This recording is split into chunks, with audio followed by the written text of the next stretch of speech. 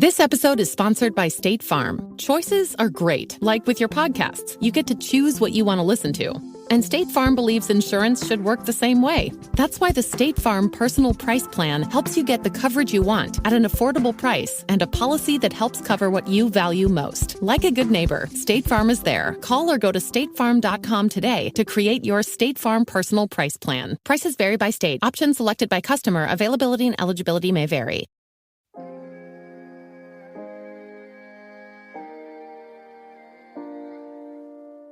Schadenfreude? Everybody must have screamed, ah! He's a sung hero. Little pushy. Are you back from listening to Stairway to Heaven twice? Now, those are just words I looked up on the internet. Unreasonable Doubt, a podcast about West Virginia University basketball, starts now. Hello. From the studio in Nitro, West Virginia, this is Unreasonable Doubt. It's a podcast about West Virginia University basketball, part of the Basketball Podcast Network. I'm Josh Witt. This is episode 22, TCU, and we always have to start the episode where WVU plays at TCU. We always have to start with that court. That's how you want to do the court, huh? But that team won. The TCU Horned Frogs defeated the West Virginia Mountaineers 76-72. But I would argue if you watch that game with the sound off, with no scoreboard, and you just watch the game, and you're asked not to really pay attention and try to keep track of what the score is, like you're not being a scorekeeper at home, and you watch that game. If somebody said, all right, how much, what do you think the score was? You would say, well, the team that's not in blue, in navy blue, that team won by 20 points. And then you say, nope, they only won by 4. And I don't know what that means. I don't know what you do with that. Because West Virginia did not have good energy tonight. They had very little energy. And there was not a true moment in the game at any point of the game where you felt like WVU was going to have the energy to win the game. And Mike Miles didn't play, and Mike Miles is really good at basketball. But those other guys are really good at basketball too. And Eddie Lampkin's out there. He wasn't supposed to play out there, limping, but contributing to his team, had great energy. And that team with the better energy at home won. Listen, West Virginia won a road game last week in conference. That's the one road win in 2 seasons. So to think that they're going to win 2 road conference games in a row, when you say, well, how many did they win before the one last week in 2 seasons? 0. It just doesn't add up, right? So this was not a must win. I had a bad feeling about this game, even with the injury to Mike Miles.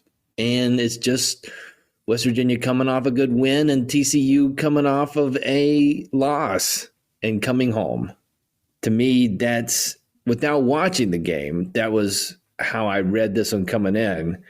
And then when you're watching the game, this is kind of a thing that's happening to WVU in second halves. This is not the first time where the team, regardless of what has happened in the first half, in the second half, the team West Virginia is playing defense, and yet the other team seems to score every time.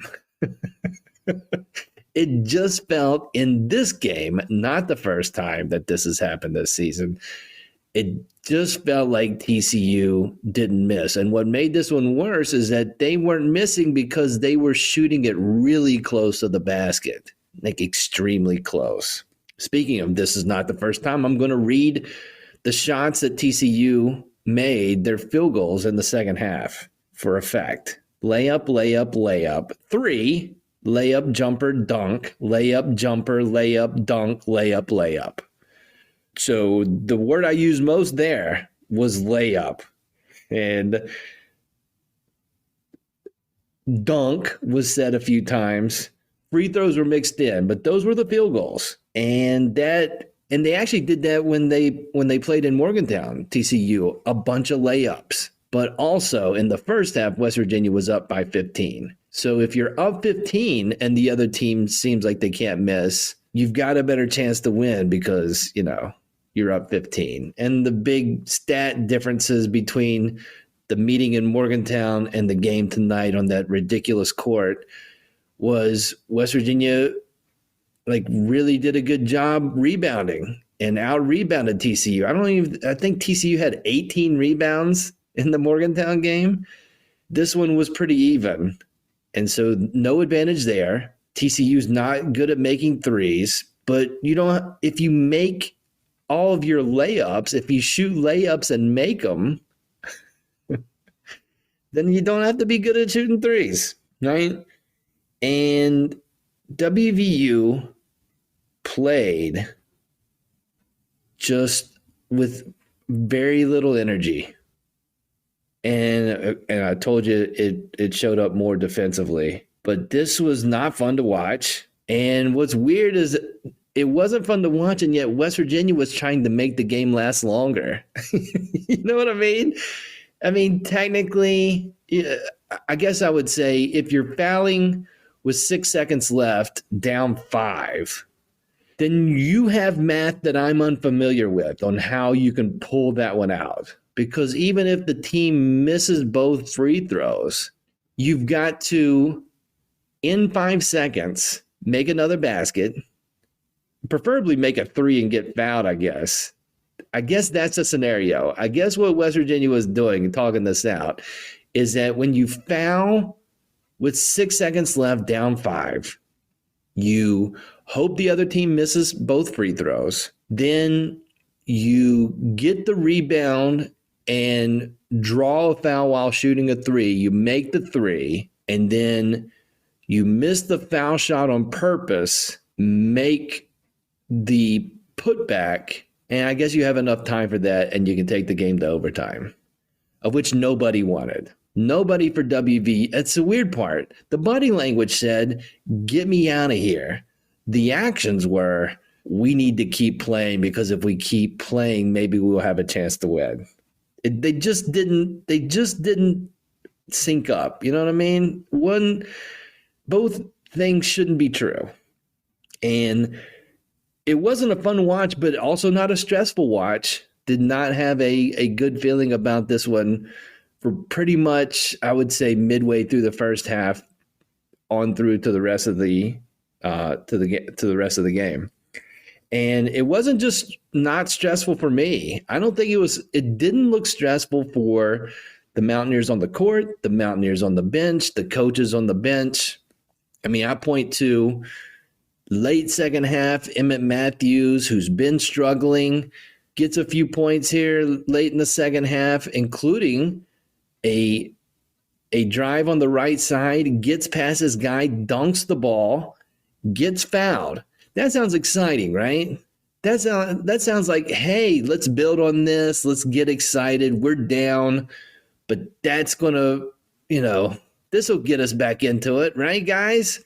No. Emmett Matthews, the guy who dunked it, did not seem excited about that. The guys on the floor, another day, just another offensive possession. What happens next? I guess you're shooting a free throw, right, Emmett? Just very little reaction. You cut to the bench. It was borderline golf claps. It was like acknowledging it. Like everybody saw it. It's not like they were waiting for somebody to say, nobody said, hold your applause. It wasn't that vibe.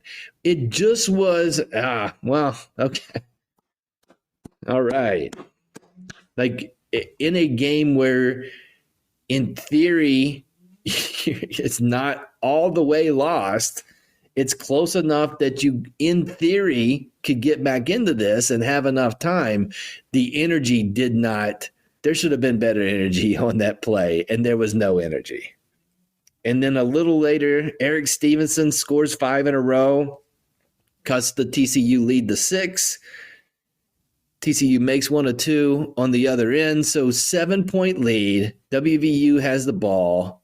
Eric Stevenson does a cross-court pass to Pat Sumnick, and Pat Sumnick drives to the right, floater along the baseline, hits the side of the backboard, and TCU on their next possession from the jump in that zone that Bob Huggins got a couple of stops with, that matchup zone. And I told you all of the field goals made, a lot of them layups. This one from the jump, TCU has the ball up top. It looks like Emmett Matthews is looking for guidance. I don't know, but as he's looking, the TCU guy gets behind him. 3 or 4 passes later, it gets to a TCU guy laying the ball in. It looked like TCU was playing against a scout team. On that possession, there was probably other possessions where West Virginia looked like that defensively due to the, whole lack of energy. And that's in their road win last week. You know what happened early? Very little energy, down 8-0.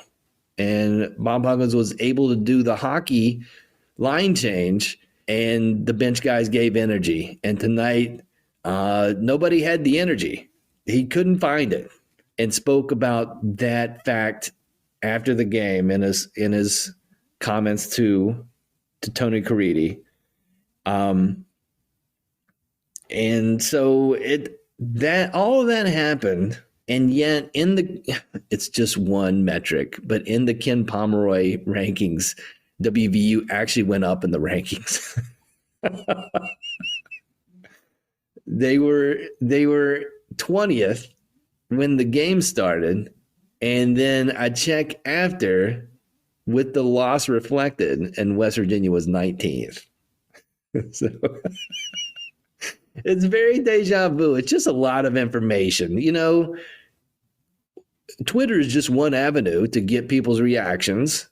And of course, after this game, you get the reactions of NIT, not a good game, not a good team, same old, all that stuff. Beep, boop, beep. I think this team is actually better after that loss.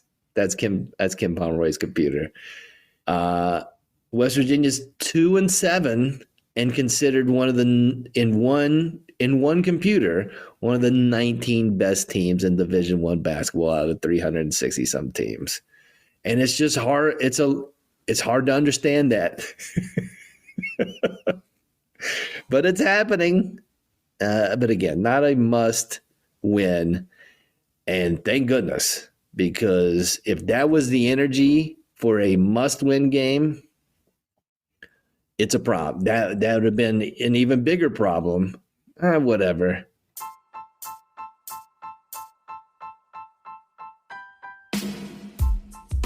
NBA fans, it's time to bring the hoops action to the palm of your hand with DraftKings Sportsbook, an official sports betting partner of the NBA.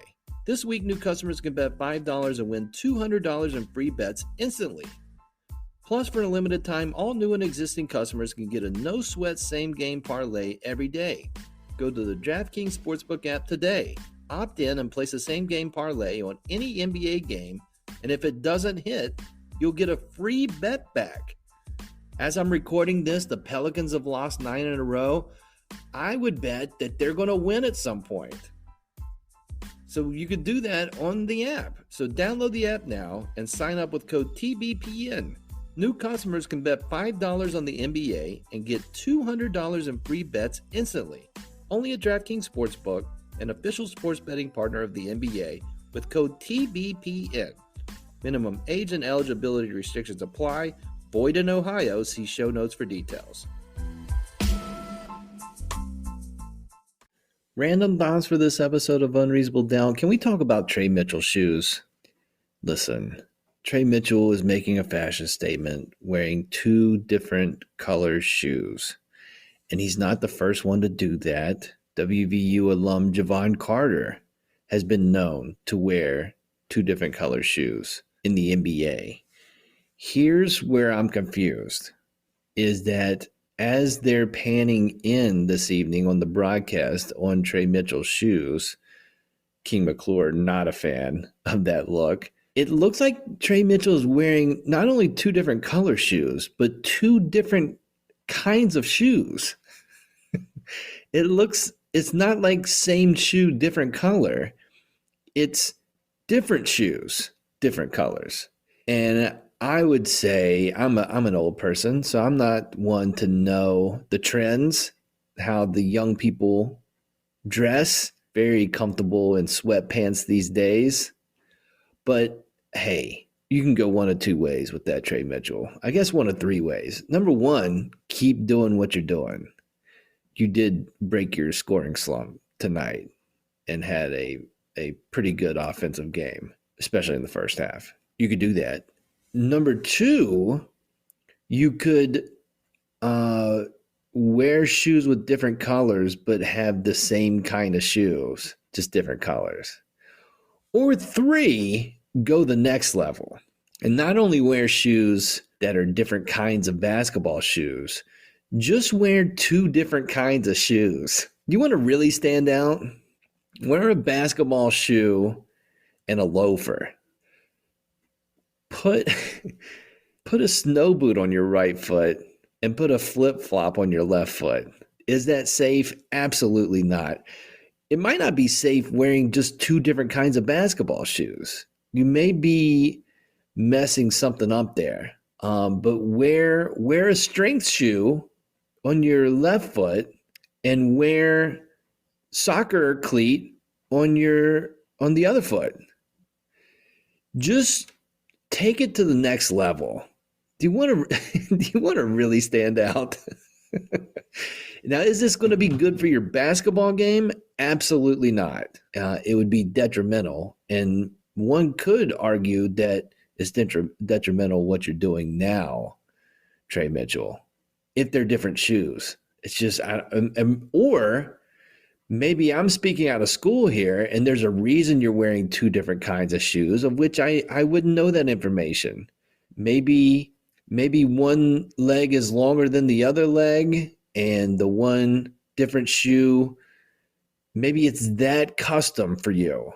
So just throwing out some ideas. It just stood out that it was not only a different color shoe, but a completely different kind of shoe. And I don't know. They both look like Nikes. But so consider wearing on the left foot the sock you get for Sky Zone, and on the other foot a Croc. You could do that too. Why isn't there a Crocs basketball shoe? Is that unsafe? I've seen the Crocs with the adjustable strap, the heel strap. Is Crocs working on that? Those would be some very comfortable basketball shoes. Also very deadly basketball shoes for you. But maybe they're secure Crocs. I don't know. Anyways, you've got options, Trey Mitchell. It was brought to everybody's attention during the broadcast tonight. Just throwing some ideas out there. All right. What else? Random thoughts. Mike Miles was wearing a Letterman jacket. Speaking of style choices, Mike Miles going old school. And was interesting, it was a Letterman jacket. The letter was a T for TCU. And within that letter was TCU. So there was a TCU within a T. Obviously a purple jacket. So I see you, Mike Miles. I wish you the best I wish you a speedy recovery. And keep on wearing Letterman jackets. I didn't notice the refs tonight. Did you notice the refs being terrible? If you did, let me know. It didn't stand out tonight. Maybe Joe Toussaint didn't get fouled there late. Maybe he just fell down.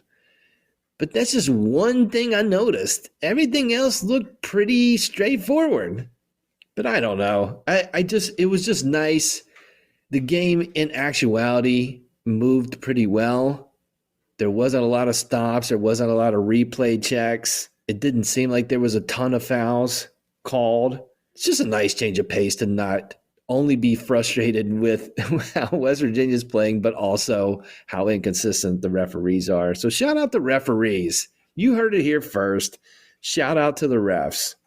West Virginia now at 2-7 in conference. They are solely in 9th place in the Big 12. And they're only one game ahead of Texas Tech. Texas Tech got their first conference win last night over Iowa State. So they got their win at home in overtime, down 23 in the second half, and came back, got it to overtime, and ended up winning. So shout out to Texas Tech. After losing double digits at home to West Virginia, they've won 2 in a row. And they're still in the basement. And even if they tie WVU's record in the Big 12, West Virginia's beaten them. So I think West Virginia would still be ranked above them. But also, it got way closer. I don't like that. What about if you wore a Timberland boot on one foot and then on the other foot, a Chuck Taylor? What would be if you had 2 different shoes on, what would be the weirdest combination of shoes that you could safely play basketball in? I guess one could be a Chuck Taylor and one could be like a pair of Kobe's. I think a Chuck Taylor, a Converse, an 80s Converse, like the Converses that Larry Bird and Magic Johnson were wearing in their commercial together. A pair of those and then a pair of Kyrie's would be probably the safest, craziest combination of 2 shoes. And I don't even know if that's safe. But the other ones I mentioned, I feel like they're absolutely not safe.